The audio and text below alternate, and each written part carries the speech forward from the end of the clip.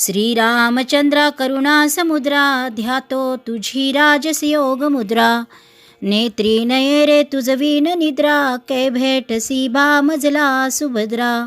श्रीराम जय राम जय जय राम. सद्गुरू Shri Brahmachaitanya Gondavalekar Maharaj 8 April या प्रवचनामध्ये सांगतात की शंका न ठेवता नाम घ्यावे. नामस्मरण करायला सांगितले की लोक सबबी सांगतात, पण खरोखर नामस्मरण करण्याच्या आड काहीच येत नाही. काम करीत असताना सुद्धा उगाचच इतर विचार मनात येतातच ना. मग तसेच नामस्मरण करायला कोणती अडचण आहे? उगाच दुसरे विचार करण्यापेक्षा भगवंताचे नाम घ्यावे हे बरे नाही का? वेळ सापडतच नाही तो व्यर्थ जातो ना. वेळ सापडताच तो व्यर्थ न जाता गप्पा गोष्टीत न घालविता नामस्मरण करावे. श्रद्धा ठेवून करावे. 2 प्रवासी पायी चालत होते. त्यांना भूक लागली. जाताना एक आंबराई लागली. त्यांनी मालकाला विचारले, आंबे घेऊ का? मालक म्हणाला, 15 मिनिटात जितके आंबे खाता येतील तितके खा. दोघांपैकी एक होता तो मालकाजवळ चौकशी करू लागला, या शेताला पट्टी किती, मालक कोण वगैरे पुष्कळ विचारपूस करू लागला. दुसरा मात्र भराभर आंबे खाऊ लागला. इतक्यात 15 मिनिटे झाली. मालकाने सांगितले, वेळ संपली, आता तुम्ही जा. एकाचे पोट भरले, दुसरा मात्र उपाशी राहिला. या गोष्टीवरून हे ध्यानात घ्यायचे की नुसते प्रश्न विचारण्यापेक्षा श्रद्धा ठेवून नाम घेऊ लागावे. नामाचा अर्थ आपल्याला जरी कळला नाही तरी तो भगवंताला कळतो. म्हणून नामाचे महत्त्व कळो वा न कळो नाम घेत राहावे. ध्रुवाने काय केले? नारद वचनावर विश्वास ठेवून नामस्मरण प्रेमाने करू लागला.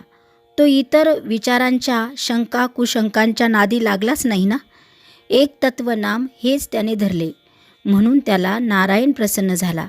संत निस्वार्थी असतात, ते तळमळीने सांगतात, त्यावर आपण श्रद्धा ठेवावी आणि नाम घ्यायला सुरुवात करावी आणि अखंड नामातच राहावे. नाम किती दिवस घेत राहावे? नाम सोडावेसे वाटत नाही तोपर्यंत ते घ्यावे. नामात रंगून जाईपर्यंत नाम घ्यावे. नामस्मरणात रंगला की नाम सुटणारच नाही. भगवंताचे नाम हेच श्रेष्ठ आहे. त्या नामात रंगेल तोच खरा. चरित्र विसरले तरी चालेल, पण नाम विसरू नये, कारण नामात सर्व चरित्र साठविलेले आहे.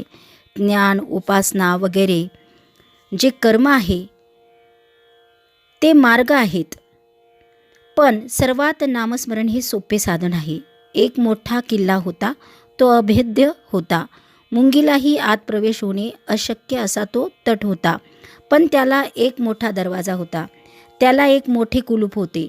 एकाला त्याची किल्ली मिळाली, मग प्रवेश सुलभ झाला. तसे नाम ही किल्ली आहे. परमार्थ कितीही कठीण असला तरी नामाने तो सुसाध्य असतो. नामावर प्रेम आणि श्रद्धा बसत नाही अशी तक्रार करतात ना.